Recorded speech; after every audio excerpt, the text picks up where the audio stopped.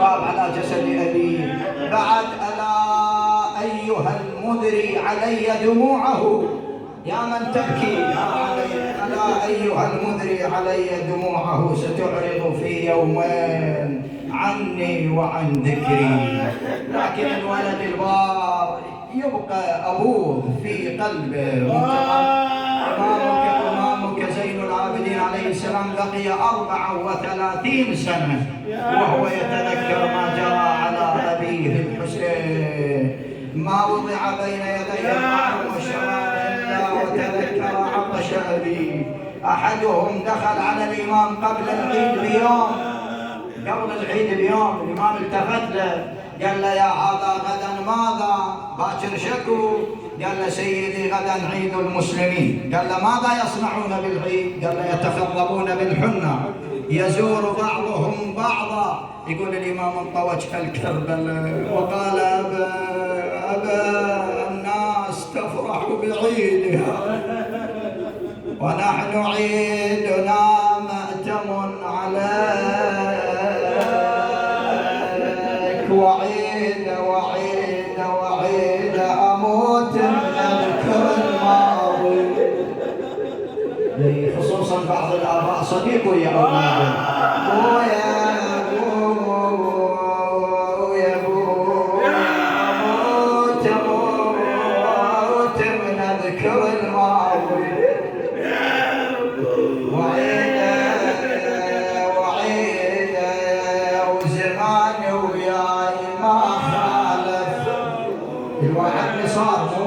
زمان وياي ما خالف وعيد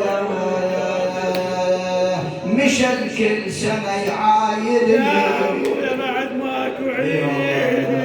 إمامك يقول مشى أبويا يا محلى الولد لو قال أبويا يا ناس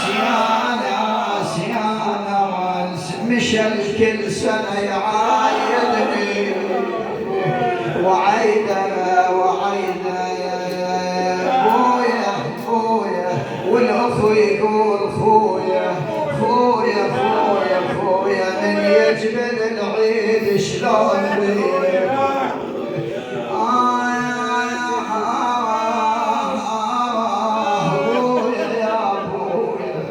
والله من يجبل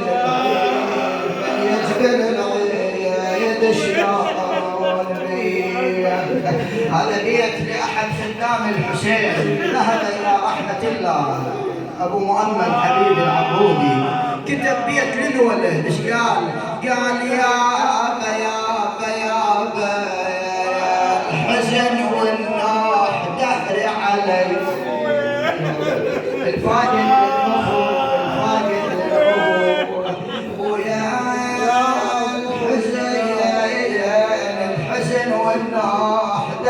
علي يا أشرف أنت وإخوانك هذا حالك اليوم.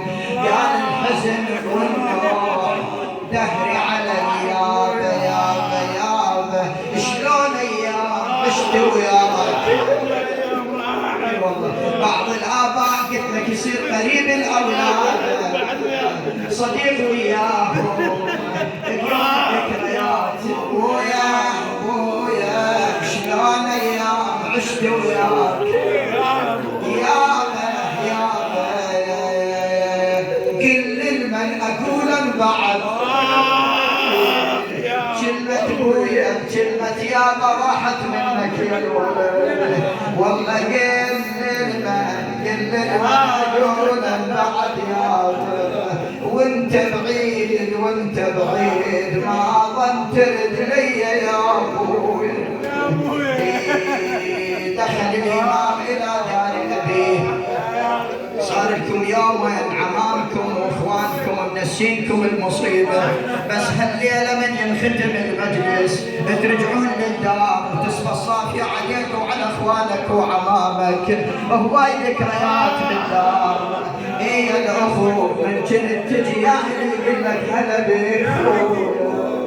الأولاد يجون إلى مكان أبيهم ويا الإمام زين العابدين. قال: أبويا ما لقينا جينا المجالك ما لقينا. هاي من أصعب المواقف. ويا جينا المجالك ما لقينا. وش ردوا يا الأولاد؟ قالوا ابويا نقعد وياك نقعد وياك، وتمنينا يا ابويا نقعد وياك. إمامة زين العابدين اجتمعنا حوله العلويات اليتامى من اجل العيد. قال ابويا نعيد وياك نعيد وياك، وتمنينا يا ابويا نعيد وياك. هذا الشطر لك يا الولد خصوصيا للاب. قال بويا اشمحنا ملقاك اشمحنا ملقاك، يا الكلك ما حنا اشمحنا ملقاك. ماكو احن من الامور، اقرب الاشخاص الك يا الولد. بويا اشمحنا ملقاك، يا الكلك ما حنا اشمحنا. يقول صارت زينب هاي وظيفة العام يصبر أولاد أخوه. زينب صارت تصبر الحاضرين اليتامى، وإذا بصوت يتيم شيدون قالت يا عم ظل شحلات ظل شحلات عزيز الأبو ظل شحلات يا أبويا يا أبويا ظل شحلات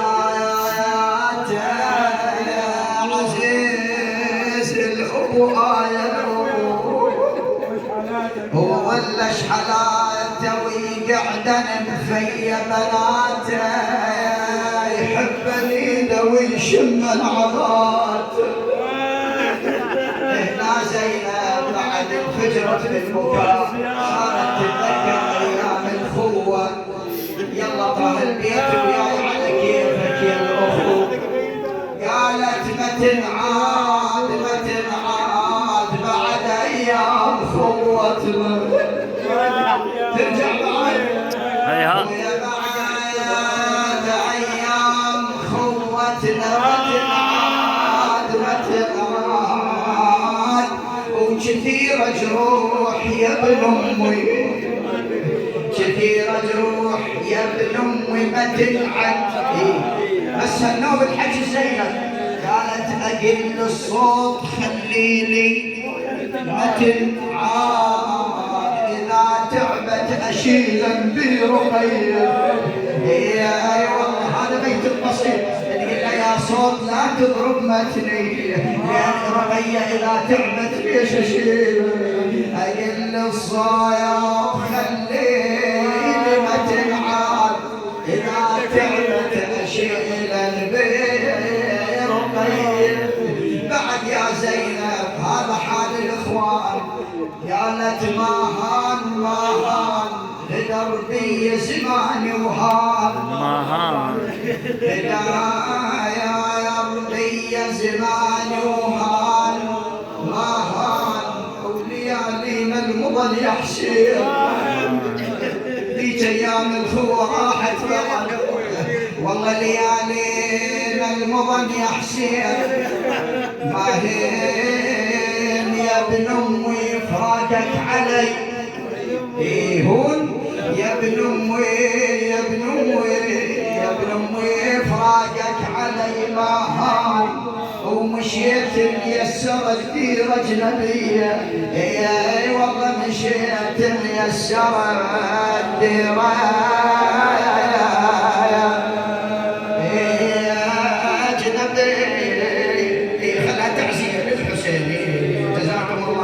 من خدام الحسين. وذا نتذكر مصيبة الحسين تكون علينا مصائبنا. شوف زينب سوى بيها الدهر ماذا صنع بها. اقرأ البيت مذيع هذا. قالت وانهى وانهى يا حاد النوك والله النوك شعبك يا زينب خل روحي تولى حسين يستاهل الأخت والعبيد خل روحي تولى حسين وانها كنت آمر بعباس واليوم الشمر يامر علي اي والله واليوم الشمر يامر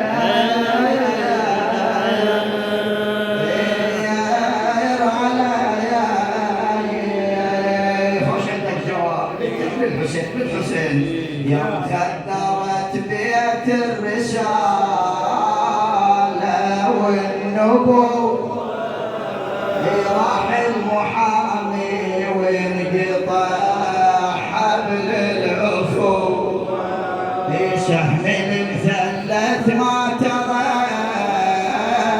بحسين قوة وما ظللك بعد محامي ترتجين واللي يرد الخيل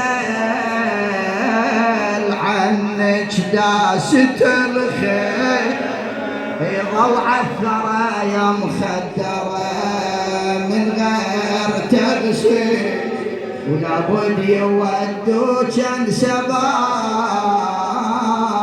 على المهازل والمجلس بالشام لازم تدخلين لكن رجعت زينب إلى دار الحسين شلون انتم ترجعون اليوم والله إن شاء الله يحسن لكم العزاء وتلقاها محمد بن الحنفية وما عرف الله يرحم سيد جاسم هالابيات حقك محمد ما عرفتني هاي المصايب غيرتني بهيج المجالس لو شفتني ما كان يا محمد لمتني قالها محمد بن الحنفية زينب انت ام الادب ليش تسميني باسمي ليش ما تجيبني لاخويا قالت باسمك راح اقول لك من اليوم وجاي محمد يا شريفة هلي وخواني ليش يا زينب؟ قالت عفتها على النهر كلمة الخوة وجيت عرفتوا على النهر؟ اليوم اخوان الفقير يقول عفناها بالنجف كلمة الخوة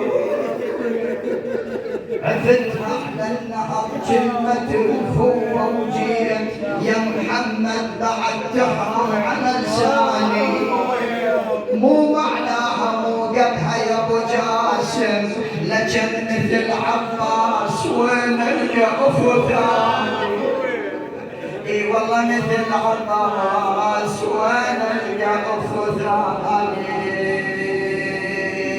يا زينب الختام وياك قالت حلوات مرن علينا ايام حلوات ويا قصيرات ما طولن كلش قصيرات وهذا الشطر إلك يا نحن النجف يا ابويا بعيدات يا دروب النجف كلش بعيدات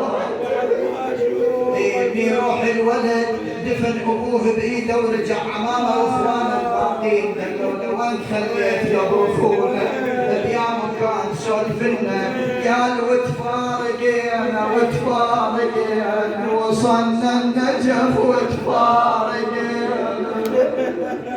والله عنا مشينا دفنا الوالد وعنا مشينا لا تزال الدار إلا بأهلها وعلى الدار من بعد الحسين سلام قبل الدعاء لنقرأ شيئا من القرآن الكريم ونردد كلمات التسبيح والتقديس والتهليل لله سبحانه بعد أن نكمل الصلاة على نبينا وآله ثالثة بأعلى أصواتكم اللهم صل على محمد بالله من الشيطان الرجيم بسم الله الله الرحمن الرحيم إن الإنسان إلى ربه لكنود وإنه على ذلك لشهيد وإنه لحب الخير لشديد أفلا يعلم إذا بعثر ما في القبور وحصل ما في الصدور إن ربهم بهم يومئذ لخبير. سبحان الله والحمد لله ولا إله إلا الله الله أكبر الله أكبر ولله. بسم الله الرحمن الرحيم فإذا جاءت الصاخة يوم يفر المرء من أخيه وأمه وأبيه وصاحبته وبنيه لكل امرئ منهم يومئذ شأن يغنيه. سبحان الله والحمد لله ولا إله إلا الله الله أكبر الله أكبر ولله الحمد. الختام بقراءة سورة قل هو الله أحد 3 مرات لأن ثوابها وأجرها يعادل ثلث القرآن، فلا تقصروا بالمشاركة يرحمنا ويرحمكم الله. بسم الله الرحمن الرحيم قل هو الله أحد الله الصمد لم يلد ولم يولد ولم يكن له كفوا أحد. بسم الله الرحمن الرحيم قل هو الله أحد الله الصمد لم يلد ولم يولد ولم يكن له كفوا أحد. بسم الله الرحمن الرحيم قل هو الله أحد الله الصمد لم يلد ولم يولد ولم يكن له كفوا أحد. سبحان الله والحمد لله ولا إله إلا الله الله أكبر الله أكبر ولله الحمد. أيديكم إلى الله بالدعاء إلهي يقسم عليك باسمك العظيم الأعظم الأعز الأجل الأكرم يا الله. وحد كلمتنا اجمع شملنا لا تخرجنا وآبائي وأخواني من الدنيا الفانية إلا وأنت راض عنا. نسألك اللهم التوبة قبل الموت والراحة عند الموت والأمن من بعد الموت والعفو عند الحساب والأمن من العقاب يا حي يا وهاب بمحمد وآله الأطياب.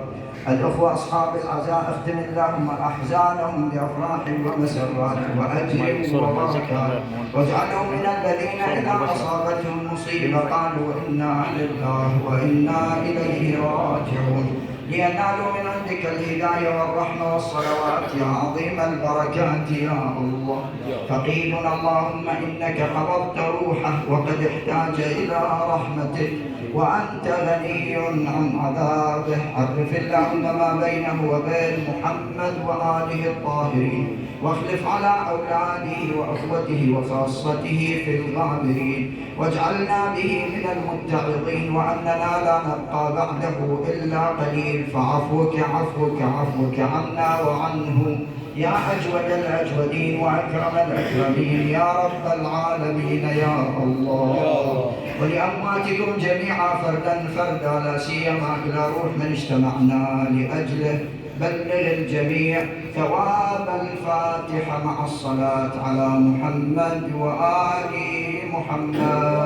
اللهم صل على محمد وآل محمد. اللهم صل على محمد وآل محمد. اللهم صل على محمد وآل محمد.